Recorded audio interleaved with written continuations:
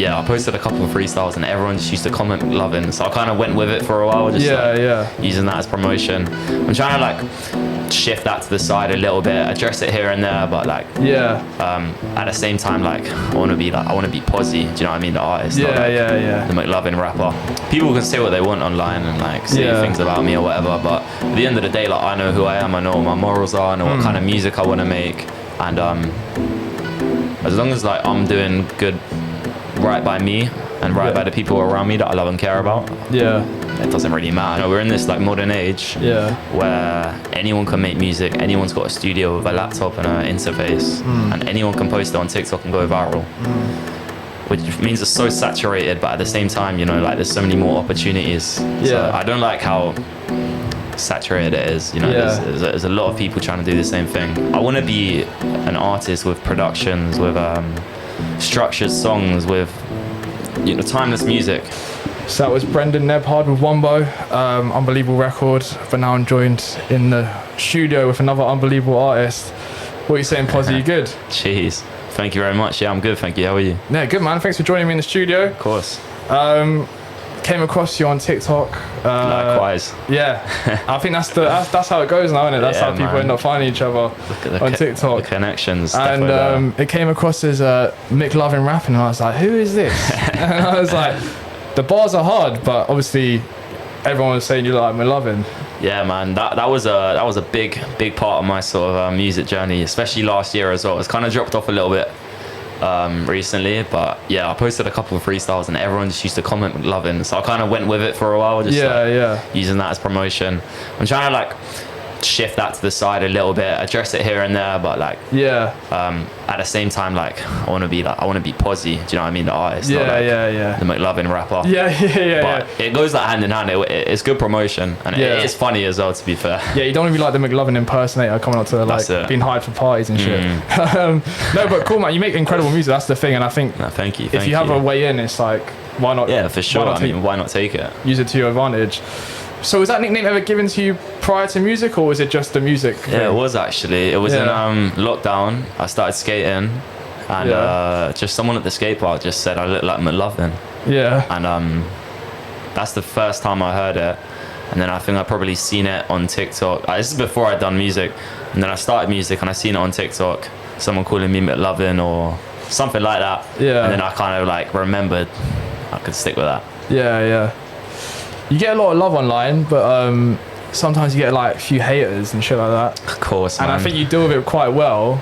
Like, is it just water for ducks back to you kind of thing? I mean, I'm definitely sort of a lot better at dealing with it than I was when I first started. Yeah. People can say what they want online and like say things about me or whatever, but at the end of the day, like I know who I am, I know what my morals are, I know what kind of music I want to make, and as long as like I'm doing good right by me and right by the people around me that I love and care about, it doesn't really matter, do you know what I mean? And I never say it to your face as well either. There we go. Do you know what I mean? Why the name Pozzy? Obviously I'm assuming for positive, but I'll let you explain. Okay, so my last name, really exposing it right now, so my last name's Poznet. So that's just what people call me in school, like Poz or like Pozzy. Oh, right. Yeah, that's as simple as that. That's quite a cool nickname.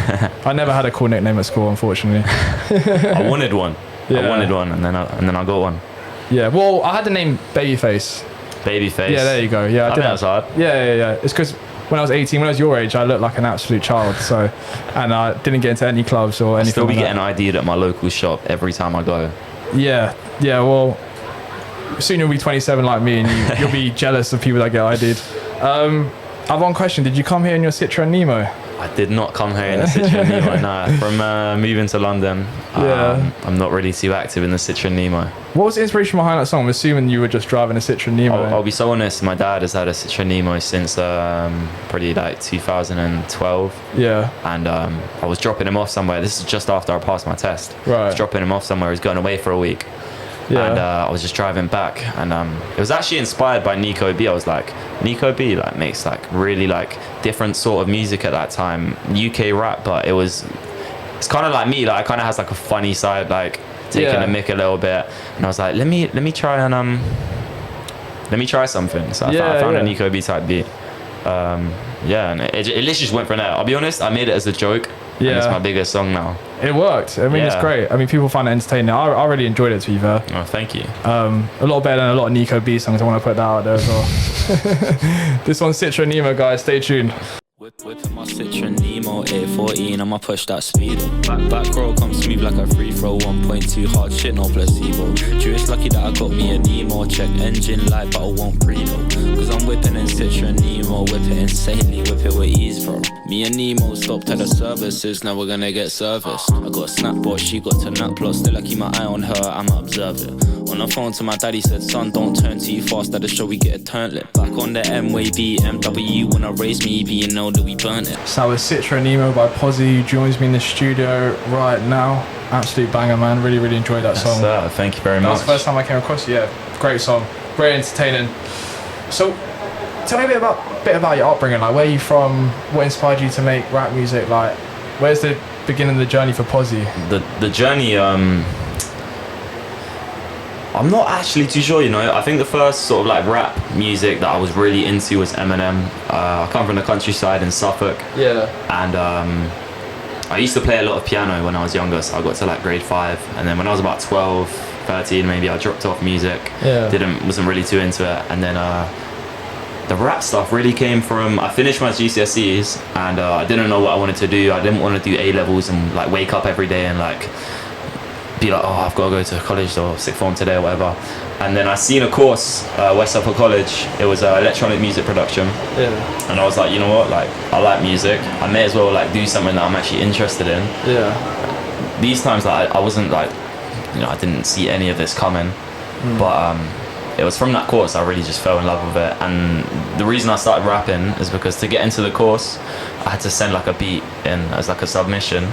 And my beat was so bad, I just thought, let me just try and like put like a verse over it to like kind of like cover that up a little bit. Yeah. And then I kind of just kept going and kept writing lyrics and freestyling. That's really how I learned to rap, just freestyling with my mates. And I thought maybe I've got something there. And I just kept going with it. That's quite cool. And these are your friends that you're with now in your collective. What's your collective called? So I'm part of a collective called Dockside Radio. That's myself, Pozzy, Floetic, Rome, Sabodi, and of course DJ JT.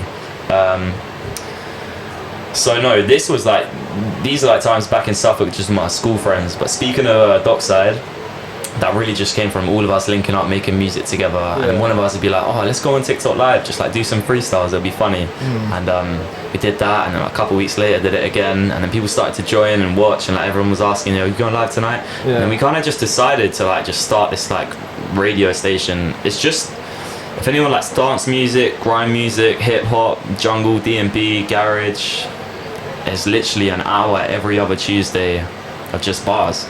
Lock in, man, lock in. That's it. And we can find that on Dockside TikTok, yeah? Yeah, Dockside Radio on TikTok. We've got YouTube and Instagram as well. Lovely, lovely. You sent me your new EP.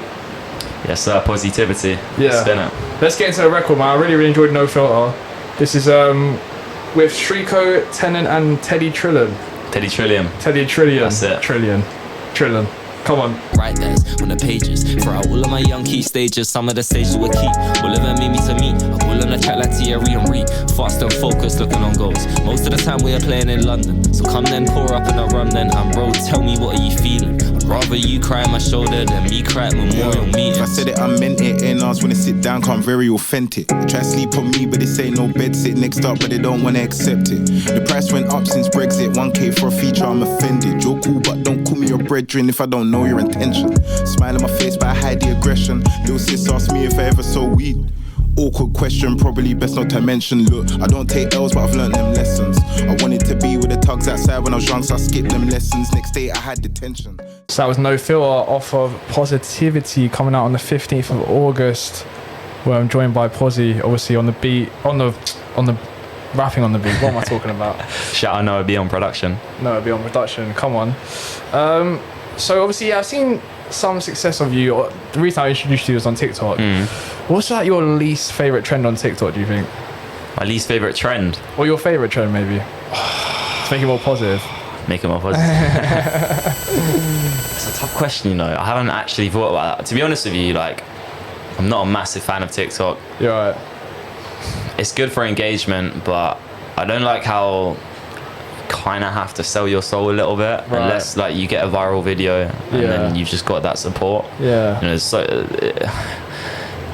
there's different sides to it, because you know we're in this like modern age where anyone can make music, anyone's got a studio with a laptop and an interface, and anyone can post it on TikTok and go viral, which means it's so saturated, but at the same time, you know, like there's so many more opportunities. So I don't like how saturated it is, you know. There's a lot of people trying to do the same thing, and it's tough. You have to take I don't know what the word is. You have to like, I guess, like sell your soul a little bit. Right, a little bit to stand out. I guess it's like you can only be popping almost if you're popping on TikTok in music. That's a little bit. Like, I'm here to make music. I don't want to make like TikToks all the time. I don't mind be making a content creator. Yeah, I mean, I enjoy some forms of content, but at the end of the day, I'd rather be in the studio making music. Of course.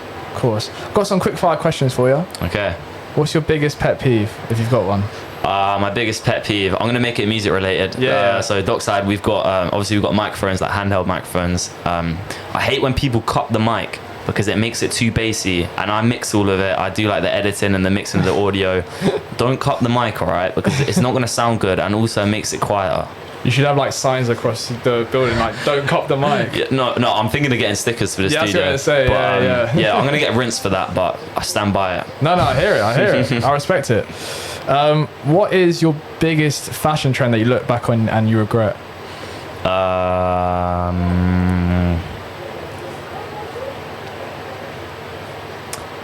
I wouldn't say. I mean, I've definitely had some poor fits, some poor fits over the days. But I mean, I wouldn't be where I am without everything that I've done. Do you know what I mean? Of course.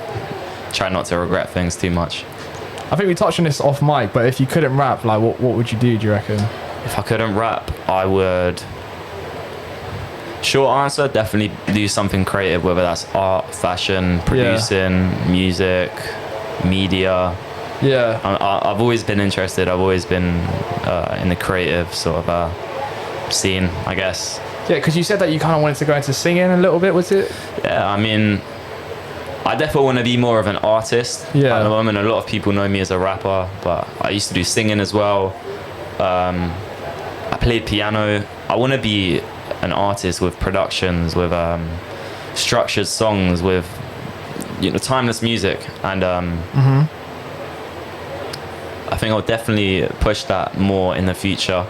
I'm still gonna rap on beats, of course, but I'm definitely gonna go more into my artistry side. I think that's a good mind frame to have because I think a lot of artists can get just stuck in one sound and then not evolve and not and then it gets a bit boring after a while. Not boring, but just like you don't grow and you don't grow your audience and you don't, do you know what I mean? Don't grow your artistry. For sure. I mean, and that's like always something that's been important to me. And with sort of like views, it can slip. I can do something. I can post a TikTok saying, "Oh, look at McLovin doing this," and that'll just be for views. But I try and always stay true to myself, like what I want to do, like who I want to be, and sort of music I want to make. Yeah, I do it for me. Lovely. Should we get to our record from the EP, man? Let's do it. This one's called No Sleep, featuring Half Pipe. Amazing tune. It's one of my favorite ones. This is a banger too, there.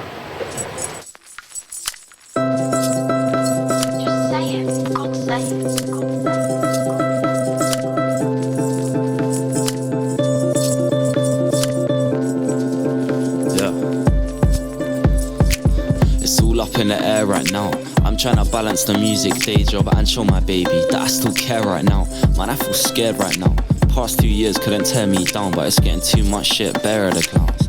Try to tell you they tear me down. Chewy took my chain, didn't take my crown. In a scene where they glorify guns and violence, you taught the hardest, I taught was silence. My world need a little off license. I love, but I see fear, that's my sense. This me, then I'm putting up my fence. When I peek over, the trouble better trident. Should've took my sense. Got a 3.5 and it's quite dense. I couldn't say